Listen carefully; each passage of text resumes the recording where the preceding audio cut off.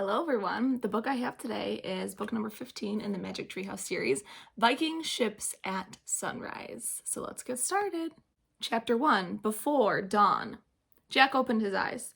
A thin gray light came through his window. His clock read 5 a.m. All was quiet. Today we're going to ancient Ireland, he thought, back more than 1,000 years ago. Morgan Le Fay had told him that it was a very dangerous time with Vikings raiding the coasts. "You awake?" came a whisper. Annie stood in the doorway. She was dressed and ready to go. "Yeah, I'll meet you outside," Jack said as he climbed out of bed. He pulled on his jeans, t-shirt, and sneakers. He put his secret library card into his backpack with his notebook and pencil. Then he hurried downstairs. Annie was waiting for him in their yard. The air was damp and misty. "Ready?" she asked. Jack took a deep breath. "I guess," he said. He was a little worried about the Vikings. They walked silently over the dewy grass. Then they came to their street up in the Frog Creek woods. Mist clung to the trees as they walked through the dark woods. "It's hard to see," said Jack. "Where's the treehouse?" said Annie. "I have no idea," said Jack. Then something fell in front of them. "Watch out!" shouted Jack, and he covered his head. "The ladder!" Annie cried. Jack opened his eyes. The rope ladder from the magic treehouse dangled in front of them. Jack looked up. The treehouse was hidden in the mist. "Come on, let's go," said Annie. She grabbed the ladder and started up, and Jack followed. They climbed through the wet air and into the treehouse. "Hello," said Morgan. "I'm glad to see you." She was sitting in the corner. At her feet was the scroll they had brought back from Roman times and the bamboo book from ancient China. "I'm so glad to see you," said Jack. "Me too," said Annie. It's good that you both came early," said Morgan. She reached into the folds of her robe and pulled out a piece of paper. "Here's the ancient story you must find today." Morgan handed the paper to Jack. On it were the words, Serpens Magna.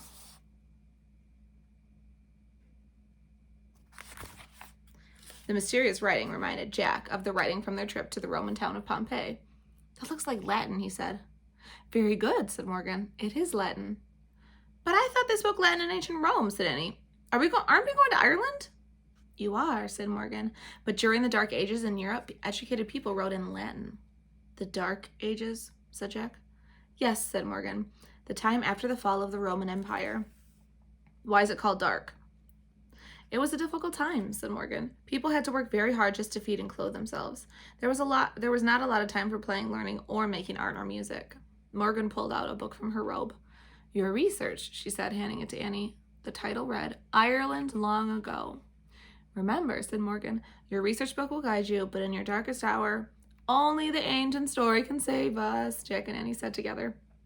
"And remember this," said Morgan, "it must be your darkest hour. When there is no hope left, if you ask for help too soon, it will not come." "And we have to find the story first," said Annie. "That is true," said Morgan. "Do you have your secret library cards?" Jack and Annie nodded. "Show them to the wisest person you meet," said Morgan. "Don't worry," said Annie. "I think we're ready now." Annie pointed to the cover of the Ireland book. "I wish we could go there," she said. She gave Morgan a little wave. "See you soon." "Good luck," said Morgan. The wind started to blow, the treehouse started to spin, it spun faster and faster, then everything was still. Absolutely still. Chapter 2, The Steep Climb. Jack opened his eyes. The light was still gray, but the air was even damper and colder than in Frog Creek. "Wow, I'm in a long dress," said Annie. "It's scratchy. Hey, I've got a little purse in my belt. It has my library card in it." Jack looked down at his own clothes.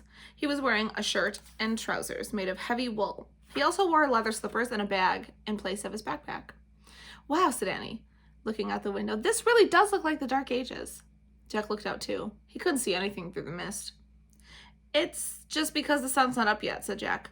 "I'd better check the book." Annie handed the Ireland book to Jack, and he opened it and he read out loud. "The early Middle Ages were once known as the Dark Ages because learning and culture nearly vanished throughout Europe. Scholars today praise the brave Irish monks who helped keep Western civilization alive." "What do civilization and monks mean?" said Annie. "I think civilization is when people have books and art and good manners," said Jack. "Monks are religious people who spend their time praying and reading and helping people." "Well, I don't see any civilization or monks out here," said Annie, pointing to the mist. Jack pulled out his notebook and he wrote, "Brave monks in Ireland."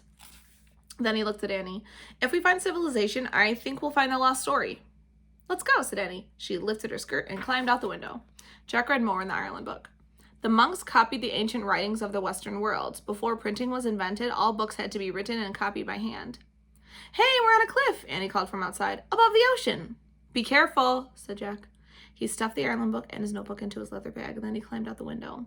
Annie was peering over the edge. Jack looked too. There was a rocky shore 20 feet below. Waves slapped against the rocks. Seagulls swooped and glided above the sea. It doesn't look like there's any civilization down there, said Jack. Maybe we should climb those, Annie said, and she pointed to some steep steps cut up in the cliff. Jack looked up. The cliff also rose above them in the mist. We better wait until the sun comes up, he said. Let's just go super slow, said Annie. She started up the stone steps. Wait, Annie, said Jack. They might be slippery. Whoa, she said, almost falling backwards. I tripped on my darn dress. I told you to wait, said Jack. It's too dangerous. Just then something fell from above. Watch it, said Jack, and he put his hands over his head. Hey, it's a rope, said Annie. Jack saw a thick rope dangling down the stairs. Where'd this come from? It's like when Morgan dropped the ladder up. I bet someone's trying to help us. But who? Said Jack. Let's find out, said Annie. She grabbed the rope. I'll use it first. Once I'm at the top, you can come after me. Okay, but hurry, said Jack, and be very careful. Jack waited as Annie started climbing up the steps. Annie held onto the rope as she climbed slowly up the stairs. Soon she vanished over the top of the cliff. What's up there? Jack shouted, but his voice was lost in the sound of the waves. He grabbed the rope and started up the steep steps. At the top of the cliff, he pulled himself over the edge. Aha! Boomed a deep, jolly voice. It's another little invader. Chapter 3. Brother Patrick. Jack's glasses were wet with mist. He quickly wiped them and then looked up. A man in a brown robe stood before him. The man had a round red face. He was bald except for a fringe of hair around his head. Nearby, the rope was tied around a tree. I'm not an invader, said Jack. He's Jack, said Annie. She was standing behind the man. I'm Annie, and we're from Frog Creek, Pennsylvania. We come in peace, said Jack. The man's blue eyes twinkled. Oh, do you now? He said.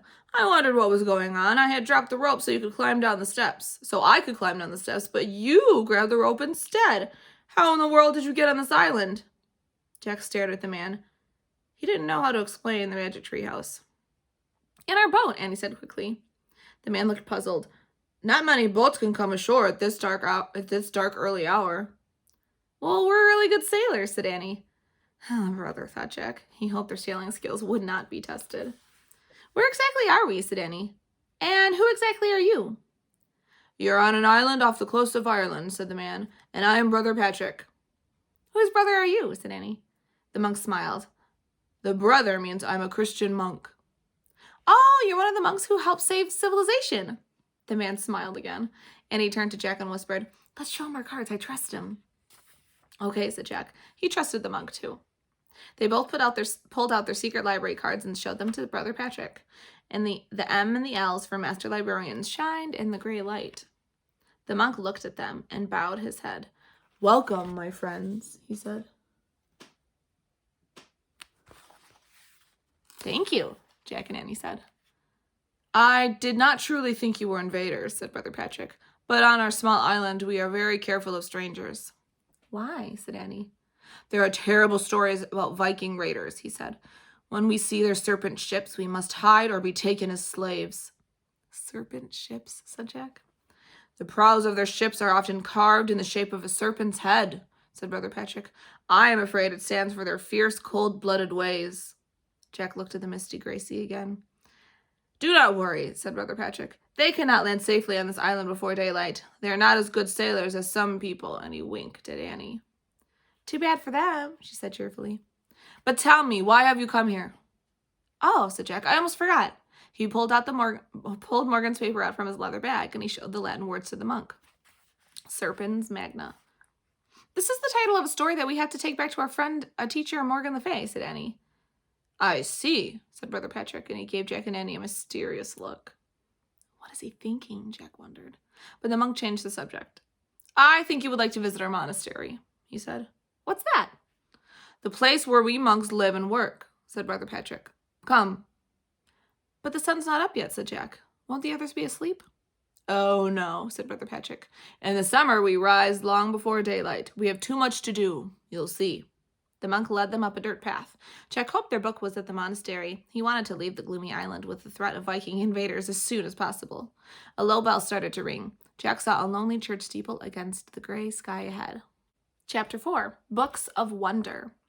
The monastery had a stone wall all around it. Brother Patrick took Jack and Annie through the gate. Beyond the gate was a small church with a bell hanging on it. There was also a vegetable garden and 6 stone huts shaped like giant beehives. "We grow our own food," said Patrick. "Carrots, turnips, spinach, wheat, and beans." He led them through the entrance of the first hut. Jack and Annie peeked inside. A monk was pulling flat bread from a low stone oven. "This is our bakery." "It smells so good," said Annie. "Come along," Brother Patrick said. He pointed to each hut as they passed. There are our sleeping quarters," he said. "And that's where we spin our cloth. And here we cobble our sandals. There we carve our wooden tools." In each of the huts, Jack and Annie could see monks. They were busy spinning or cobbling or carving. Finally, Brother Patrick came to the largest beehive-like hut. "I have saved the best for last," he said. "This is where we do our most important work." He stepped inside. Jack and Annie followed. The hut was warm and peaceful, yet alive. It glowed with the golden light of many candles. Monks sat at wooden tables. Some were reading, others played chess, but best of all, some were writing and painting in books. "This is our library," said Brother Patrick. "Here we study math, history, and poetry. We play chess, and we make books." "Jack," said Annie, "I think this is it." "What?" "Civilization," said Annie, and Brother Patrick laughed. "Yes, this is where civilization hides," he said, "on top of our lonely island in the sea." "Oh, man," said Jack, "I love this place."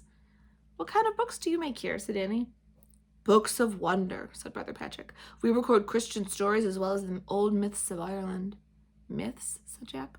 "Yes," said Brother Patrick. "They were gathered from our storytellers, the old women who sing the tales of long ago when people believed in magic." "Wow," said Annie.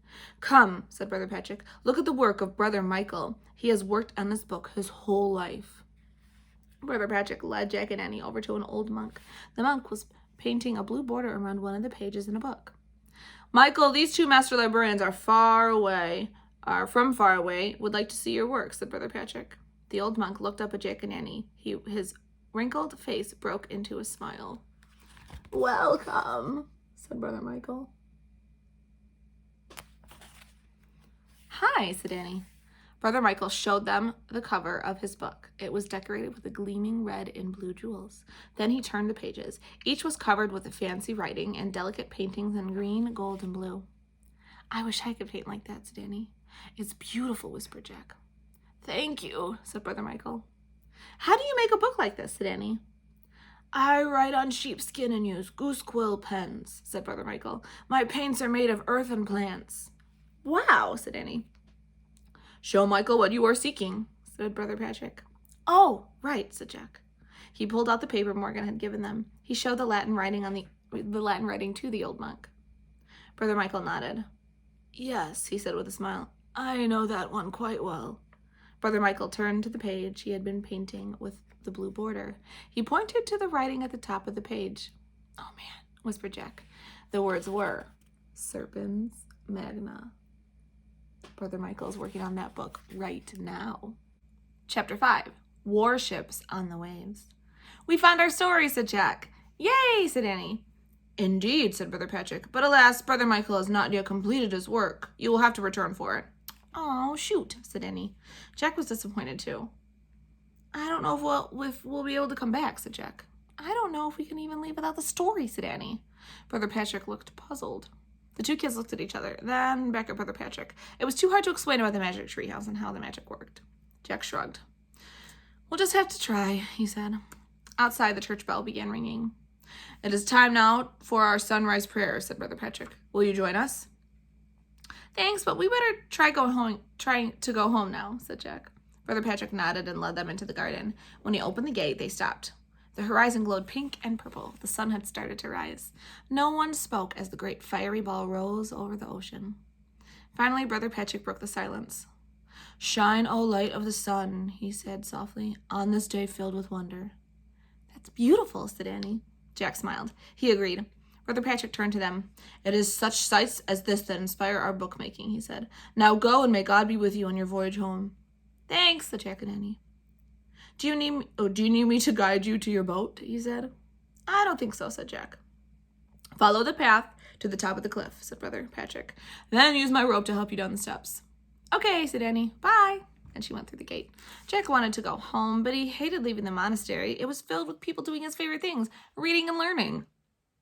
I really like it here, he said to Brother Patrick. I'm glad, but you must go now while the weather is with you, said the monk. Everything can change in an instant. Then Brother Patrick turned and went into the church. Jack hurried out the gate. Before he went further, though, he stopped and he pulled out his notebook and he quickly made 2 lists. To make a book, sheepskin, goose quill paints. To make paint, you need earth and plants. Come on, said Annie. She called from the top of the steps. Coming, Jack called. He put away his notebook and ran along the dirt path to the edge of the cliff. Overhead, flocks of gulls circled in the purple sky. Their cries sounded like screams. What's wrong with them, said Jack. Maybe they always do this at sunrise, said Annie. Clutching the rope, she started down the steps. Jack grabbed the rope and started down. The birds' cries went on. They worried him. They sounded like warnings.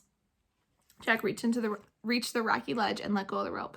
Let's go, Annie called from the treehouse. Jack looked at the horizon one last time. His heart nearly stopped. A ship was outlined against the sky. Behind it, he saw 2 smaller ships.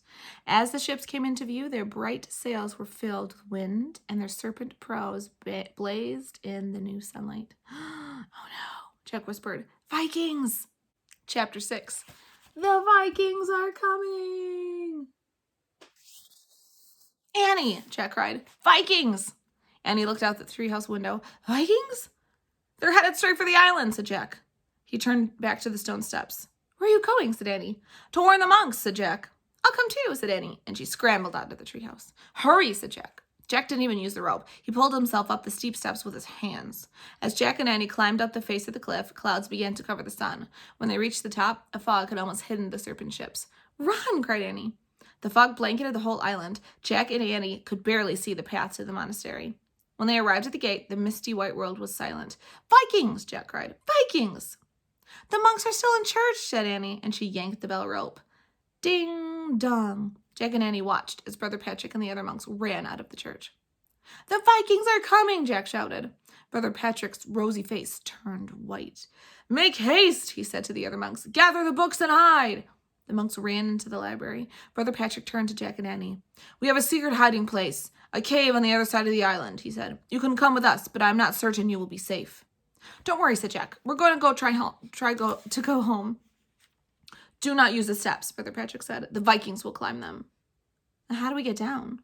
Go that way, Brother Patrick pointed. At the cliff's edge, there are 2 rocks. A path between those rocks will take you down to the shore. Then you can walk around to your boat.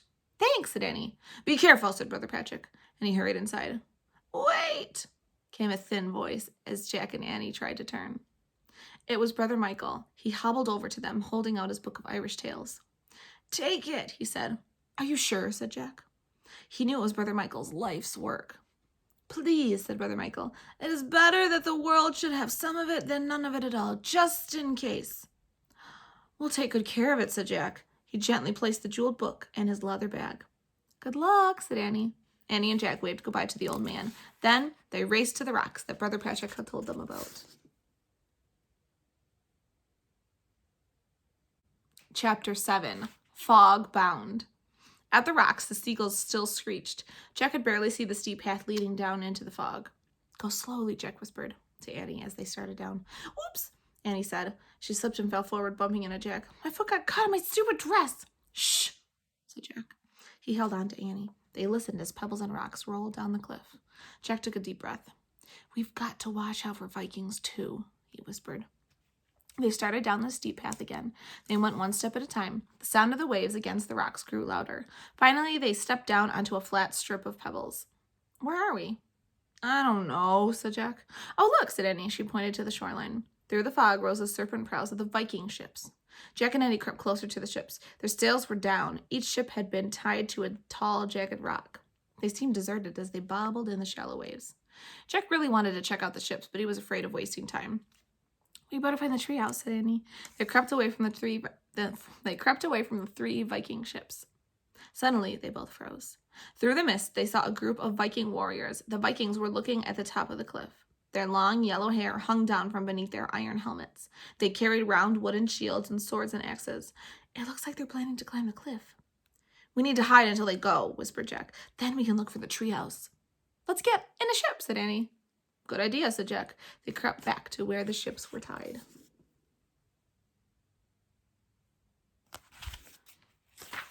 Jack was happy to see that the sides of the smallest ship were very low. They would easily be able to climb over them. "You go first," said Annie. Jack waded through the shallow water. It was cold. He reached the ship and grabbed on one side, and he pushed himself up and into the ship's deck. The ship jerked forward. Jack looked at the shore. It was now 30 feet away. The ship's anchoring rope was pulled tight. The serpent prow bobbed up and down with the waves. The fog and the movement in the ship made Jack feel as if he was in a dream. For a moment, he forgot to be scared of the Vikings. "This is so cool," he called. "Come on, Annie." Annie started to wade out to the ship. Suddenly, she disappeared. "Annie?" Her head popped out of the water. She splashed with her arms. It's deep. My dress is too heavy." "Use the rope," called Jack, "like when we climbed the stairs." Annie grabbed the rope that stretched from the ship to the shore. It held her weight as she began inching along it. "Hold on tight." I am." She kept going hand over hand along the rope toward the ship. When Annie got close to the ship, Jack reached out to help her. As he pulled her in, the side of the ship dipped down. Then the rope went slack, and the Viking ship slid out to sea. Chapter 8, Lost at Sea. Annie fell to the deck of the ship. Jack pulled the rope out of the water. The end of it was still tied in a loop. "What happened?" said Annie. "We're headed out to sea," said Jack. "I guess all the pulling lifted the rope off the deck." Annie sat up and looked around the misty whiteness. "I can't see the island." "I can't see anything," said Jack. Annie looked at Jack. "Do you think this is our darkest hour?" "I don't know," said Jack. "Maybe the book will help." He pulled out the research book. He found a picture of a Viking ship, and he read that caption out loud. Viking warships were the best ships of their time. When there was no wind, the crew could take down the sails and row with oars. The smallest ships had 4 rowers, and the largest had as many as 32. Rowers sat on boxes that stored their belongings.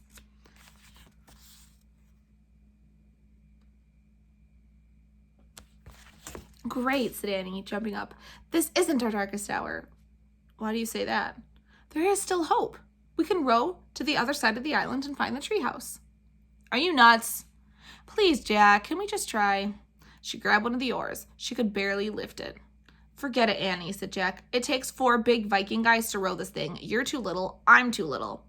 "Come on, Jack, just try." "You'll get an oar. We'll sit across from each other." "Oh, brother," said Jack. Annie dragged her long oar over a storage box. "I'm not doing this alone." Jack groaned. Then he dragged an oar to the box across from Annie. "Cool," said Annie. She peered into a storage box. "Look, one for each of us." She lifted out 2 small Viking helmets. "Maybe these were made for Viking kids who sometimes ride in the ship." "Maybe," said Jack.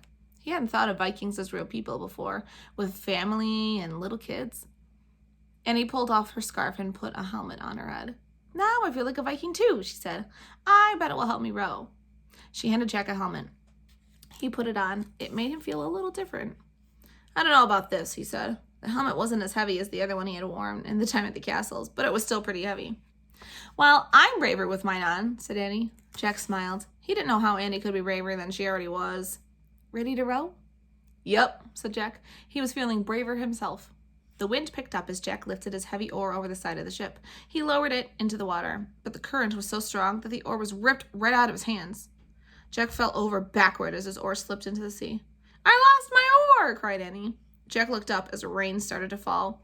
The sky was black. A gush of seawater poured over the side of the ship. "Brr!" Annie tried to stand.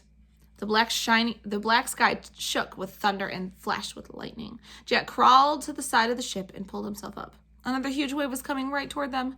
"It's our darkest hour now!" cried Annie. "Get Brother Michael's book!" Jack reached into his leather bag and he pulled out the jeweled book and held it up. "Save a story!" he cried. He looked at the sea again. What he saw made him scream. Rising from the oncoming wave was a giant sea serpent. Chapter 9. Sea Monster! The serpent's head rose higher and higher above the water. Jack couldn't move. "He is beautiful," said Annie. "Beautiful?" cried Jack. The serpent's neck was as tall as a 2-story building. Its green scales were covered with sea slime. "Go away!" shouted Jack. "No! Stay, help us!" said Annie. The great sea serpent glided closer to the ship. Jack ducked. "Come on," said Annie. "You can do it. Get us ashore before the ship sinks." Jack closed his eyes. He felt the ship jerk, then move forward. He looked up. They were gliding over the giant waves. Jack turned. The great sea serpent was pressing its long neck against the back of the ship, pushing it toward the shore. As the serpent pushed them, the wind grew calmer. The clouds lifted and the water glittered with sunlight. The rocky shore grew closer. Jack could see the treehouse on the ledge above it. Hurry, Annie called to the serpent monster. The great serpent gave the ship one last push. The ship swooshed onto a sandbar near the shore. Jack pulled the jeweled book carefully into his bag. Then he and Annie climbed out of the ship onto the wet sand. They looked back at the sea. The great sea serpent was rearing its long neck into the air. Its scales glittered pink and green in the sunlight. Bye, Annie shouted. Thanks a lot. The monster seemed to nod at her. Then he dove into the sea and was gone. Jack and Annie headed down toward the rocks. All of a sudden, Annie gasped. Uh-oh. She pointed to the top of the cliff. 2 Vikings were staring down at them. To the treehouse, cried Jack. The 2 Vikings were staring. They shouted and they started to run down the steep stairs. Jack and Annie began scrambling up the rocks. They reached the treehouse and climbed inside. Jack grabbed the Pennsylvania book. Annie stuck her head out the window. Go home! Stop causing trouble! She yelled to the Vikings, who were almost at the ledge. Jack pointed at the picture of the Frog Creek woods. I wish we could go there! Jack shouted. Just as the Vikings reached the ledge, the wind began to blow. The treehouse started to spin. It spun faster and faster. Then everything was still. Absolutely still. Chapter 10. Sunrise. Boy, I'm glad to be back in my jeans, said Annie. Jack opened his eyes. He still felt damp, but he was glad to be wearing his jeans again, too. Welcome home, said Morgan. She was standing in the shadows. Are you all right? Of course, piped Annie. We brought back the lost book, said Jack. He reached into his backpack and took out the jeweled book of Brother Michael, and he handed it to Morgan. The enchantress sighed. She ran her hands over the sparkling cover. It's a great work of art, she said. Morgan then put the book next to the scroll from the Roman times and the bamboo book from ancient China. I'm afraid the story you wanted is not all there, said Jack. Brother Michael didn't get a chance to finish it. Morgan nodded. I know. Sadly, we only have bits and pieces of many other wonderful stories. What's the story about, said Annie. It's an ancient Irish tale about a great serpent named Sarf. He saved us by pushing our ship over the stormy waves, said Annie. Sarf was a huge, ugly monster, said Jack. Morgan smiled. Sometimes monsters can be heroes, she said. What about Vikings, said Jack. Oh, most definitely. Vikings could be heroes too, she said. In fact, once the Vikings settled down, they became more than just warrior people. They actually added a lot to civilization. We found civilization on our trip, said Annie. Yeah, said Jack, in the library of the monastery. Morgan smiled again. Their library was a light in the dark ages, wasn't it? She said. Jack nodded. He thought of Brother Michael and the other monks making their beautiful books by candlelight. Thank you for your great courage, she said. You are both heroes too. Jack smiled shyly. Go home now and rest, said Morgan. Bye, Jack and Annie said together. They started down the treehouse ladder. The sky was turning pink and gold. When they reached the ground, Morgan called out to them, Come back in 2 weeks. I need you to find one more lost book. Where is it, said Jack. Ancient Greece, said Morgan. A place with the highest civilization and the first Olympic Games. Oh, wow, said Annie. Jack was thrilled. He had always wanted to go to ancient Greece. Jack and Annie took off through the woods. The sun was rising when they got to their front porch. Annie opened the front door and she stuck her head inside and listened. Everything's quiet, she whispered. I think Mom and Dad are still sleeping. She moved quietly inside. Jack turned back to watch the red sun rise through a clear blue sky. He thought about how it was the same sun that had risen in Ireland over 1,000 years ago. Shine, O light of the sun, whispered Jack, on this day filled with wonder. Then he slipped into his quiet house. And that is the end of this book, book number 15, Vikings at Sunrise. So, thank you for reading with me, and I'll see you later. Bye.